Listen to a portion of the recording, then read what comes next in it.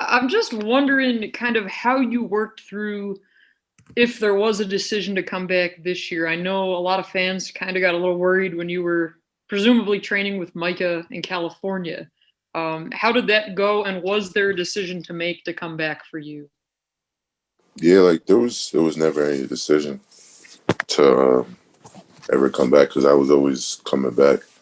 Like I believe like there's always a narrative being written, and that's because you guys are the ones that write it. I was always gonna come back. I just used that opportunity to go train out in California with my brothers. Get better, relax, and it was good. It was a good opportunity, and I'm glad I did it. Mhm. Tyler Donahue.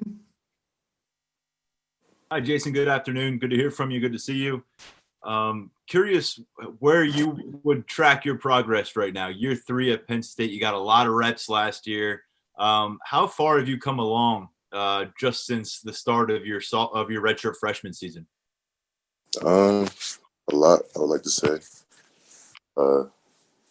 It's been a long time coming. I feel like I still have a long ways to go. I made like a lot of steady progress.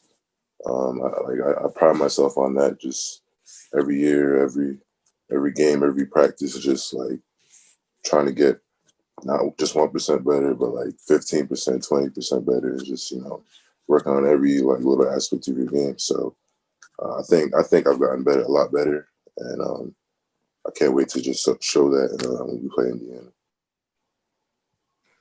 Roger Snyder. Jason, you and Micah had another race out there with the 40. Where are you at 40 wise, and what are some of your latest testing numbers? Whether maybe, I don't know if you tested over the summer or while you were out in California, maybe. See, me and Micah didn't run the 40. We ran it was 20 yards, and so I haven't timed myself in the 40 in a while, so I'm not sure what I'm at, but I know I'm faster than what I was when I did run it. And but yeah, that race that wasn't a 40. It was 20. And all I'm gonna say is Cameron. That's all I'm gonna say. But yeah, it's that. Mark Wogenrich. Jason, where are you better? You said a couple of times that you're better. Where are you better now than you were last year? And how are you translating all your athletic ability into becoming a better football player? I would say just doing that. Like, I'm getting better in the run game. My steps are better. Before I was taking this elongated step, and I was rising up. That's why defenders were able to get in my chest. So I'm better with that, shooting more horizontally instead of vertically. In my pass rush, I'm having more of a plan. I'm seeing the hands. I'm not just always going to rush on the outside because defenders, they start catching on to that and they decide to push you outward. So I'm taking the inside move as well. I'm working on my physicality, so I'm taking the bull as well. I worked on my long arm, my bull rush, because you can't always rush on the outside. You gotta apply the pressure sometimes. So I'm working on that. My pre-snap reads, I'm getting better with formations, just my knowledge in the game. So every aspect, I'm getting better. Parth. How's it going, Jason? Appreciate you doing this morning. Thank you. Last few months, just with the varying reports of will the Big Ten play, will the Big Ten not play? How did that affect your mental health? It's a lot. Like I feel like a lot of people just don't realize that part and everything. Like the players' mental health. Like I know the fans, they want football, and football is a beautiful sport. I'm just happy we can play it, but like at the end of the day, we're the ones playing it, and it was just like an emotional roller coaster because we would come back, we would have high hopes we'd be playing, and then we'd have to leave, and then we just didn't know what was happening. So obviously there was an emotional roller coaster, and you just didn't know what you were gonna do. You didn't, because a lot of plans were messed up. A lot of plans were gonna be messed up if there wasn't gonna be a season. So you gotta take that into account. You gotta go through a whole nother camp, a whole nother summer, winter workouts, all that. It's just a lot of tolls on your body. So it was getting emotional. It was. Bob Founders. Hi, Jason. Thanks for your time. I just wanted to ask you, during the off season, are you aware or do you pay any attention to stuff like Bruce Feldman's freaks list, where you're way up there? And there are some people that are already talking about you, and with regard to the NFL draft and your potential, and you really are just kind of getting started a little bit at Penn State. Do you have any reaction to that? Is it amusing to you? How seriously do you take that stuff, Jason? Obviously, it's a blessing to be in all those stuff, but like I said, it's all like a narrative. You guys create all that stuff. I just go out there and hoop and try to strive to be the best player that I can be. But it's obviously an honor to be in all that stuff, and it just helps. It's gonna strive me to go for greater things, break more records and stuff like that. But I just go out there and hoop. Tyler Donahue. Jason, when you ended up committing to Penn State, Coach Spencer was such a big part of that. I know he meant a lot to you when you got to campus. How's that transition gone for you? Do you still stay in contact at all with Coach Chaos, and what's it been like with Coach Scott so far? Yeah, me and Coach Spence relationship, it was a good one, and he's a large reason why I'm here, and it hurt when he left, but it was a good opportunity for him, and we still talk. I still congratulate him for what he did, what he's doing, and stuff like that. It was a good opportunity, yeah. But my relationship with Coach Scott, that's my guy, that's my dog. He's already made a good impression on us because just the information and knowledge he's able to teach us about the game that we weren't accustomed to. So he's teaching it in a different way, and then we have Dion Barnes as well, and it's just like a tandem because Coach Scott is teaching us like the nuances of the game, like the little things we need to know just to be a better football player, like the X's and O's and stuff like that. And Dion is telling us like the techniques, how to do it, like pass rushing, because he played, and it's like a great tandem. So I feel like we're in a great spot in terms of like coaching, and like there's been a really like great increase in the skills that we've just gotten. So I feel like we're going to be really good this year. Back to Audrey Snyder. Jason, we've heard a lot last year about Adisa Isaac. How have you maybe seen or heard about his progress, and what excites you about Adisa? Adisa's like, I don't know, he's like a freak too, and that's just crazy. It's just me saying it because I'm seeing like what like a freak looks like because I've never seen it like that. And his get off is crazy. Like it's like that. His twitch, he's very twitchy. He's strong, explosive, can play the run. He's like very mature. Like I've never seen a kid that young, like that mature, and like just knows what he has to do and does it. Doesn't say anything about it and just does it. And he has like a knack for the game and everything. So I'm really excited for Adisa because man, he's just a sponge. He does what he said, what he has to do, what people want him to do, and he does it. He does it. That's all I have to say. He does it. Dustin Hoffensmith. Hey, Jason, I wanted to ask you just about speed off the edge. Because with you and Shockey, you mentioned Adisa with his quick twitch. How important is that? And what does that do to offenses when they know that speed can be coming off the edge at any time? It just forces them to respect it. And like when they have to respect it, it just opens up so many different things you can do. You can take it inside because their hips are already going to be facing you because they're trying to compensate for your speed. And at that point, you could just quick go inside. Or even then, they're going to be standing straight up because they have to rush out there anyway. Just put it in their chest, boom. So like that initial get off is everything and if you do it the exact same way, you don't change, you don't like telegraph what you're going to do. It would be crazy because it just opens up different things. So the get off is really key. Wogenrich. Jason, you and Mike were really competitive here. Who's now replaced him as being your new source of competition? Who's your new Micah? Um, Man, it wasn't. It was never like I needed anyone to have competition. Like at the end of the day, you're a competition with yourself. So I wouldn't say there's anyone that's the new Micah. Right now, I'm just in competition with myself, trying to get to the level I want to get to and reach the goals I want to, reach. And if I reach them, I reach them. I'm in competition with myself. Tyler Donahue. You came in with Rasheed Walker. You both hit the field in a big way last year. Why is he such a special talent on the offensive edge, countering guys like you who bring that athleticism from the defensive edge? Like he's just a dog.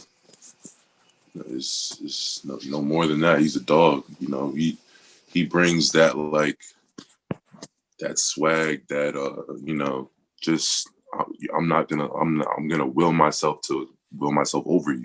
He just brings that dog to the offensive side. That Penn State it's maybe not been like that for like a while. So we're building that culture where we don't want to be pushed around. We're gonna push you around. And he brings that culture to the offensive line. The offensive line is getting really gritty. I'm telling you, they're getting really, really gritty. And it stems off Rasheed's, tenacity, to CJ Thorpe, Des Holmes, Menick, all of them. So, it's just a good place for the offensive line.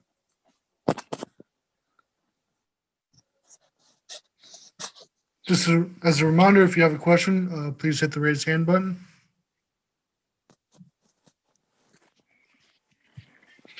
Andrew Porterfield. Hey, Jason, thanks for doing this. And I apologize if you already answered this. I joined in a little late. Who are some guys you kind of model your game after in the NFL?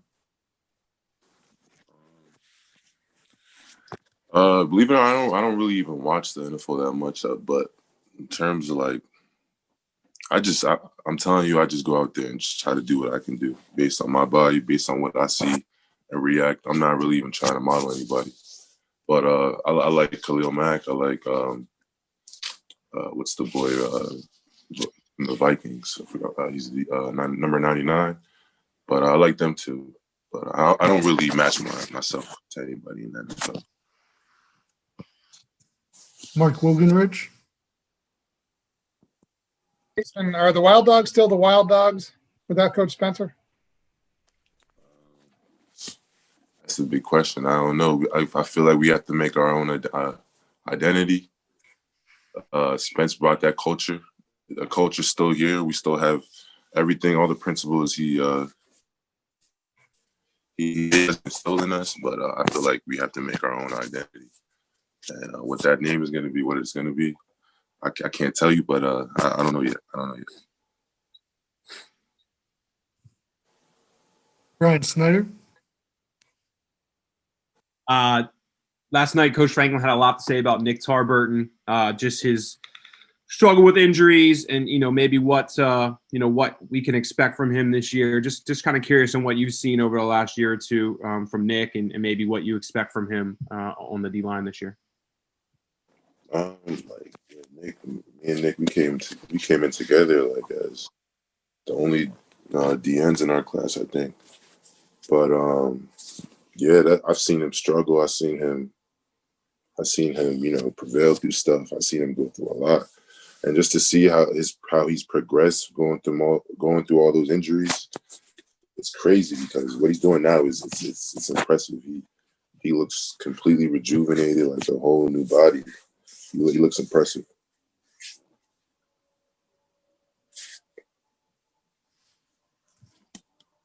Ben Free. Hey, Jason, what would be for you? What would be a successful season?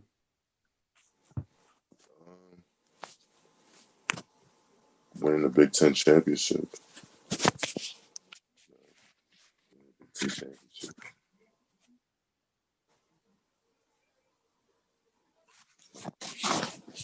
Ryan Snyder.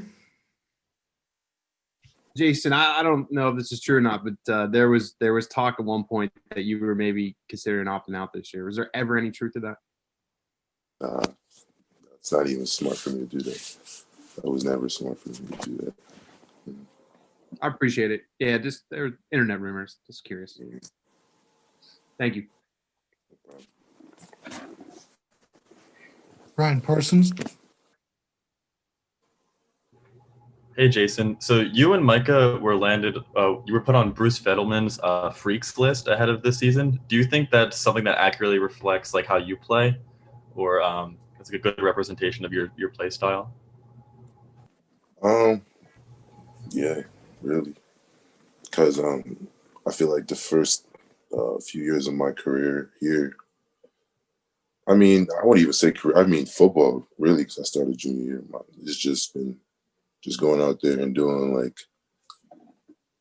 whatever I can to, try to get the quarterback or try to get anyone who has the balls. It hasn't always necessarily been the most technical way. Like, so it's ways, it's just, I'm just trying to get there. So it might be freaky. It might be some like a way, like another, it's not conventional, but I feel like Bruce's list, yeah, that's a good representation of what my game is like.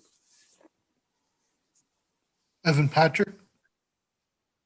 Hey, Jason. So personally for you this season, what are some of your goals and what do you need to see happen for you to consider it successful?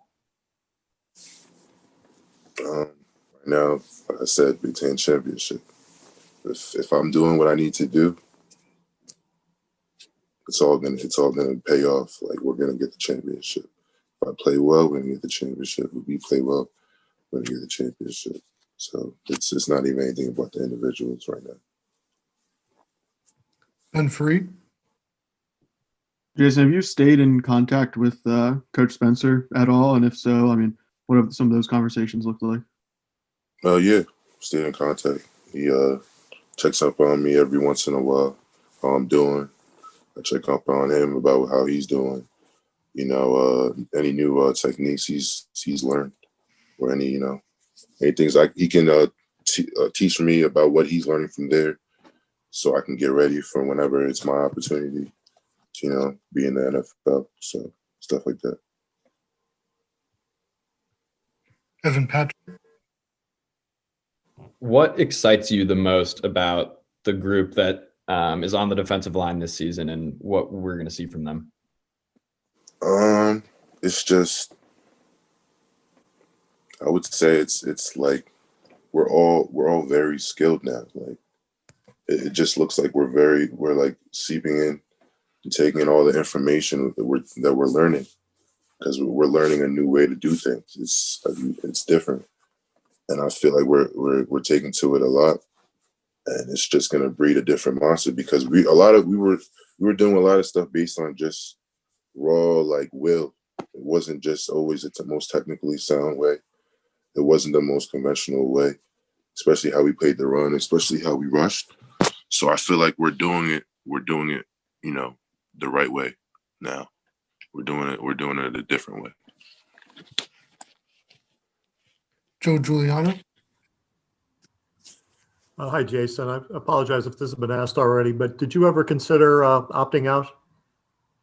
No. And did you work out with Mike at all in California? Yeah, me, Mike, and just.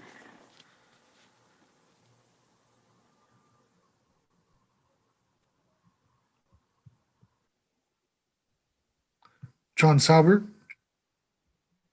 Hey, Jason, how often do you get to go up against Rasheed Walker in practice, and what are those battles like? Who comes out on top more often than not, and do you enjoy that high level of competition? Yeah, I enjoy it. We pride ourselves on, just being competitive, trying to make each other better, going hard, like just really going hard. So it's like one-on-ones, it's always me and him. The team, it's me and him. We're on the same side, just getting better. And I don't know what the score is right now, but I would say it's pretty close. It's always great battles when me and him go together, and it's been like that since freshman year. William Pegler. Hey, Jason, you talked about the group as a whole a few questions ago, but where do you think you've improved personally, with your technique overall this offseason? I feel like I said, the way I'm playing the run is way better. I'm adding more technique to it, and then my rush, I'm having more of a plan. Not trying to be one-dimensional, just rushing the outside the whole time.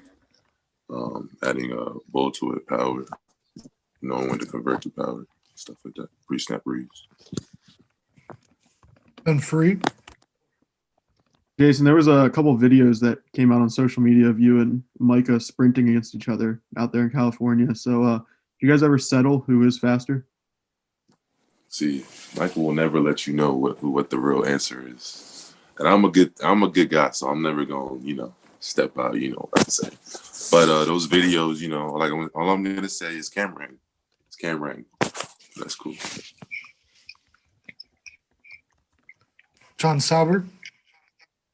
And with all that time out in California with Micah and the time you got to spend on him with campus, did you learn anything from him as a pass rusher? He's been mentioned as a couple guys. That's something that everyone's going to miss about him this year? I feel like, being out there, it was more of just like, working out our bodies and agility training, just moving. I feel like that's the thing that Micah does well, just agility. He's like an agility master. Like he knows how to weave and just, know how to move his body weight fast. And I feel like you see that a lot in his game and how he makes his tackles. He's going through, pullers and all that stuff. He's an agility guy. And I was trying to, get better at that in Cali. And I feel like I have. And I feel like that's probably one thing I learned to do better out in Cali. Ron Parsons. When going and practicing against the offensive line, who besides Rasheed Walker has stood out to you?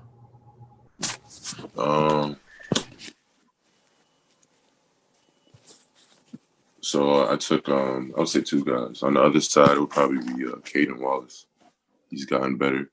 He does a good job of movement, and he's long. He has long arms for like the way his body's built.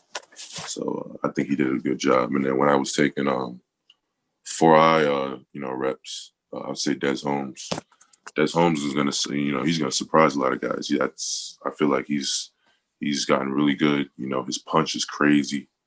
The way he can move his feet, he's very athletic, very strong. So I feel like he's gonna turn some eyes as well. Giuliano. Jason, what's Shaka Tony been like as your teammate for all these years, and what kind of advice or counsel has he given you about football and off the field? He's been like a mentor to me. He just took me in. He's taken me in, or he took me in as a freshman. Young, very impressionable, and he just showed me the ropes, showed me how to rush. He showed me how to attack the game, understand the game. And like, he's still teaching me stuff now. That's like who he's been to like the program for. It's just somebody, that you can come to and, just learn the game. He can, he's very, what's the word?